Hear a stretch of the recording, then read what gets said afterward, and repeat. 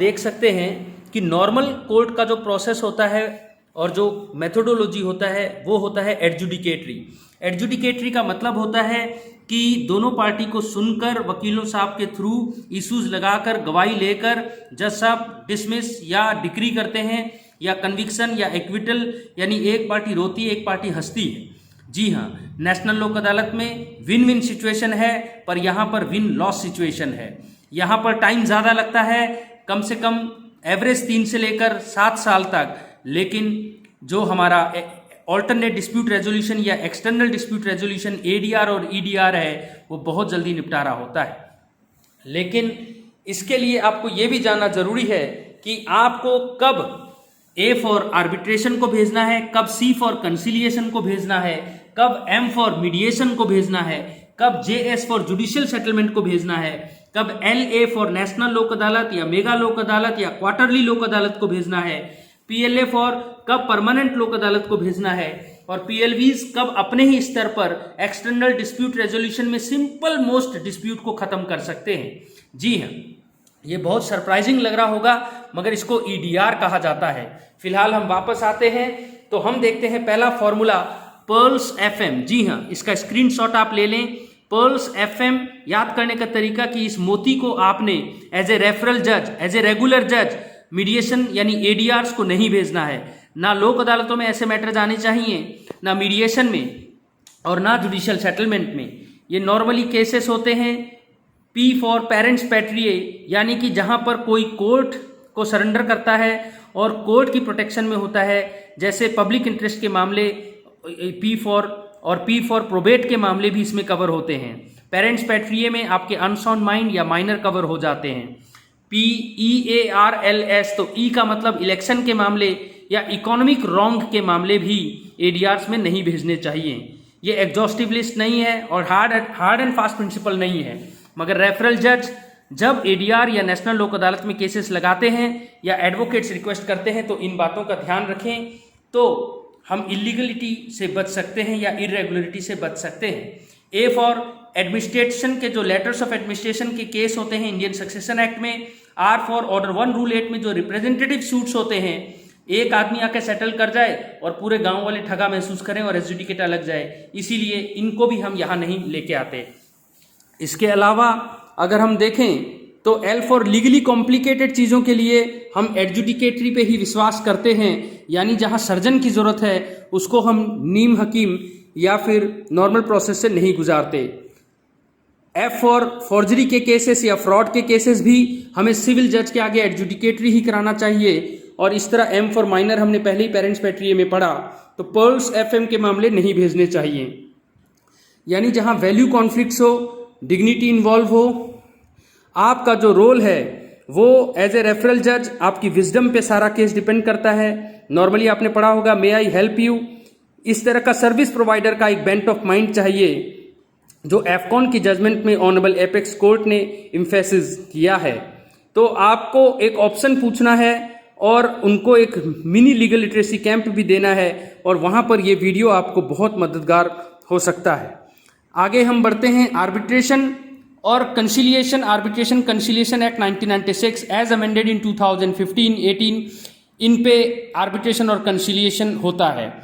National लोक अदालत इससे डील नहीं करता। आर्बिट्रेशन में एक्सपर्ट बैठता है और यहाँ पर कंसिलिएशन या आर्बिट्रेशन में कंसेंट मस्ट है। जी हाँ, ये बहुत इंपॉर्टेंट बात है, इसमें कंसेंट मस्ट है, लेकिन बाकी चीज़ों में कंसेंट की जरूरत नहीं होती। आप यहाँ देखते हैं कंसिलिएशन में एक पार्टी प्रपोज करती है, जज दूसरी पार्टी को बोलता है, अगर वो एक्सेप्ट कर लेता है, या कंसिलिएशन में कोई फैमिली मेंबर भी हो सकता है, जज की जरूरत नहीं होती यहाँ पर। ये बहुत सिंपल प्रक्रिया है, मगर यहाँ पर एडजुडिकेट किया जाता है बिल्कुल नॉर्मल कोर्ट की तरह। आर्बिट्रेटर भी एक एक्सपर्ट होता है, लेकिन वो एडजुडिकेट करता है, जज का इसमें कोई कंट्रोल नहीं रहता, जज साहब इसमें रेफर कर देते हैं। लेकिन जो मामलों को आपने नहीं भेजना है वो तो आपने समझ लिया। आगे बढ़ने से पहले आप इसको जाने कि कौन से मामले आपने भेजने हैं। इसका फॉर्मूला है, आप स्क्रीनशॉट ले लें, बीटल्स इन कैंपस। ये बीटल्स एक ग्रुप है और यहाँ पर आप इस बीटल से भी याद रख सकते हैं, और ये कैंपस है, तो बीटल्स को अपने कैंपस में भेजना है। इसका फॉर्मूला है BEATLES, यानी कि B फॉर बैंक के केसेस, B फॉर बिल्डर के केसेस, E फॉर ईगो, जहां पर ईगो बेस्ड प्रॉब्लम्स हैं पति पत्नी के, बाप बेटे के, भाई भाई के, पड़ोसी के, टेनेंट के, लैंडलॉर्ड के, और ई फॉर एंक्रोचमेंट के मामले, लेकिन गवर्नमेंट का एंक्रोचमेंट ना हो प्लीज, और ईजमेंट और एम्प्लॉय के मामले, बीटल्स का ए अपार्टमेंट और एसोसिएशंस के मामले, बीटल्स का टी टॉर्ट, टेनेंट और ट्रेडर के मामले, बीटल्स का एल लैंडलॉर्ड लाइसेंस के मामले, और ई एम्प्लॉय के मामले।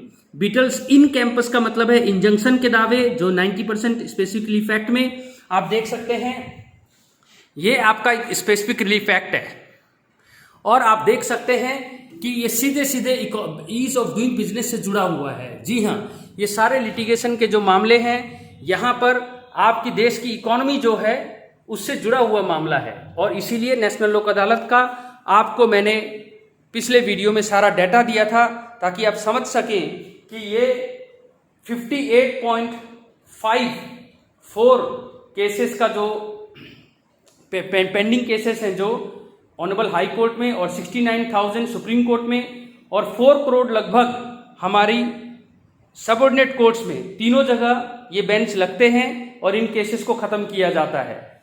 नेशनल जुडिशियल डाटा ग्रिड के हिसाब से लगभग 4 करोड़ पेंडिंग हैं, लेकिन 2015 से लेकर अब तक 5 साल के अंदर अंदर इसका डबल लोक अदालतों में सेटल किया गया है। इससे पता चलता है कि लोक अदालत कितना सक्सेसफुल टूल है, और केवल पिछले साल ही अगर लगभग 40 बिलियन यानी 40 अरब पैसा वापस इकोनॉमी में गया, लोगों को मिला, आप समझ सकते हैं कि इससे इकोनॉमी का सीधा जुड़ाव है। बीटल्स इन कैंपस में आपने कैंपस का सी का मतलब है कस्टमर के लड़ाइयाँ, कॉन्ट्रैक्ट वाली बातें, मोटर व्हीकल के क्लेम या कोई और क्लेम, एम्प्लॉय कॉम्पेंसेशन एक्ट का क्लेम, कंज्यूमर्स के मामले, को पार्टनर्स के मामले, को ओनर के मामले, कस्टडी ऑफ चाइल्ड, माइनर को हमने यहाँ पर पढ़ा था कि माइनर के केसेस नहीं भेजने, पेरेंट्स पैट्री वाले डॉक्ट्रिन में जो आते हैं पर्ल्स एफएम नहीं भेजने, तो यहाँ कंफ्यूज ना हो, लेकिन कस्टडी ऑफ चाइल्ड को भेजा जा सकता है गार्डियन एंड वार्ड एक्ट में या हिंदू अडॉप्शन मेंटेनेंस एक्ट में।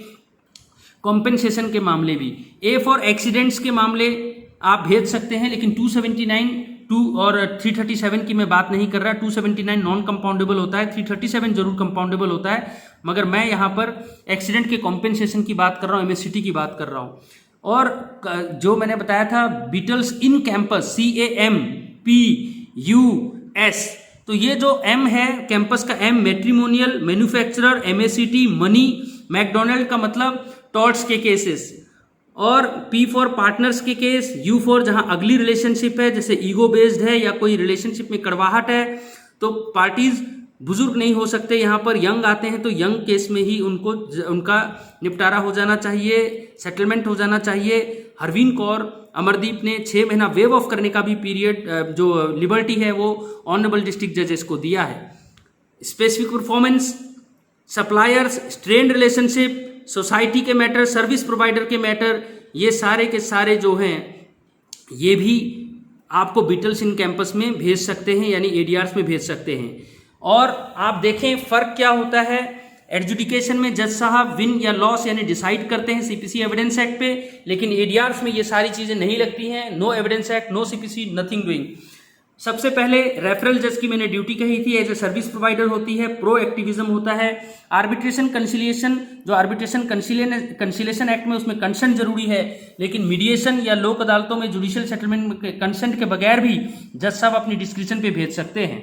मैंने आपको बताया कि जिस तरह डॉक्टर्स के पास हम जाते हैं तो एक्सरे भी कराया जाता है, ब्लड टेस्ट भी कराया जाता है, डायग्नोसिस भी होता है, प्रोग्नोसिस भी होता है, काउंसलिंग भी होता है, और मेडिकेशन भी होता है, सजेशन भी, लैब भी, और सर्जरी की नौबत नहीं आने देते। इसी तरीके से जिसमें इतने सारे प्रोसेस से होकर प्याज की एक परत जो है विन विन सिचुएशन जाने के लिए कई मीटिंग्स की जरूरत पड़ सकती है, 1 मीटिंग, 2 मीटिंग, 3 मीटिंग, 4 मीटिंग, ताकि ईगो, स्यूडो ईगो ये सारा डिसॉल्व हो और उनका कॉन्फिडेंस बिल्डअप हो। तो ऐसे कॉम्प्लिकेटेड ह्यूमन इश्यूज को हम एम यानी मीडिएशन अपने लर्नेड सीनियर एडवोकेट जो ट्रेन मीडिएटर्स होते हैं उनको भेजते हैं। लेकिन जहां पर बहुत हाईली सेंसिटिव मामला है तो वहां हम एक जज दूसरे जज साहब को जुडिशियल सेटलमेंट भी मामला भेज सकते हैं। और जहां पर ज़्यादा मीटिंग्स की जरूरत नहीं है, ज़्यादा लेंथी नहीं है, ज़्यादा कॉम्प्लिकेटेड नहीं है, तो वहां पर हम लोक अदालतों को जो हम अभी इस महीने 11 तारीख को लगा रहे हैं पूरे भारत के लेवल पे, इसलिए राष्ट्रीय लोक अदालत है। अदरवाइज स्टेट लेवल पे मेगा लोक अदालत, और इसी तरह हर 3 महीने बाद जो या 4 महीने बाद लगता है उसको क्वार्टरली लोक अदालत, डे टू डे लोक अदालत, या जो परमानेंट लोक अदालत होते हैं उसके बारे में भी हम बाद में पढ़ेंगे। फिलहाल ये नेशनल लोक अदालत की जो भी बात है वो सेक्शन 29 के अंदर एक सिविल जज की जो ये एडजुडिकेटरी फंक्शन होता है, बाकायदा इसकी तरह सेक्शन 21 में जो भी लोक अदालत की बेंच डिसाइड करती है, जिसमें बीरबल की तरह चीज़ों को सिंपल बनाया जाता है। जज साहब खुद बैठते हैं जो सर्विंग जज है, ताकि पार्टीज का विश्वास बना रहे। लेकिन अनलाइक मीडिएशन, इसमें ज़्यादा कॉम्प्लिकेशन, जैसे मीडिएशन में तो कॉम्प्लिकेटेड होता है, लेंथी है, टाइम लगता है, लेकिन इसमें जिसमें सीधे लीगल प्रिंसिपल लगा के केस को निपटारा किया जा सकता है। पार्टी ने ऑलमोस्ट मतलब उनको अगर लीगल प्रॉब्लम समझाया जाए तो वो केस सेटल कर लेते हैं, ज़्यादा कॉम्प्लिकेटेड नहीं होता, इजिली सॉर्टेबल होता है। इन सबको हम लोक अदालतों में भेजते हैं और यहाँ पर आपका कोई कोर्ट फीस नहीं लगता। प्री लिटिगेशन लेवल पे, यानी कि बीमार होने से पहले, केस कोर्ट में आने से पहले भी हम प्री लिटिगेशन सेशन लगाते हैं, और अगर केस हमारे पास पेंडिंग है तो हम नेशनल लोक अदालत में उसको निपटारा करते हैं। आपका कोर्ट फी वापस मिलता है, आप अपने वकील के साहब के साथ भी आ सकते हो, उसमें कोई बार नहीं है। जज साहब का ऑर्डर का कोई अपील दलील नहीं होता जब तक आपके साथ कोई फ्रॉड ना हुआ हो। और आपकी कोर्ट फीस अगर आप बाहर भी सेटल करके आए हो तो सुब्रमण्यम 2021 की जजमेंट के हिसाब से हम वापस कर देते हैं। इसके बाद आप देख सकते हैं कि परमानेंट लोक अदालत में चैप्टर 7A में ये कहा गया कि जिस तरह नॉर्मल लोक अदालत में अगर आप दोनों राजी नहीं हो तो केस रेगुलर कोर्ट को वापस हम भेज देते हैं, मगर यहाँ पर ऐसा नहीं होता। वो वहीं पर डिसीजन भी दे सकते हैं, एडजुडिकेट भी कर सकते हैं। जी हाँ, एक नॉर्मल कोर्ट की तरह लोक अदालत भी एडजुडिकेट करती है, लेकिन ये परमानेंट लेवल पे बैठते हैं। ये इलेक्ट्रिसिटी, वाटर, ये जो आपके पानी के झगड़े होते हैं, या फिर टेलीग्राफ, इस तरह के झगड़ों को, लोन को, इंश्योरेंस को लेकर ये प्री लिटिगेशन और पोस्ट लिटिगेशन बेसिस पे लगाए जाते हैं।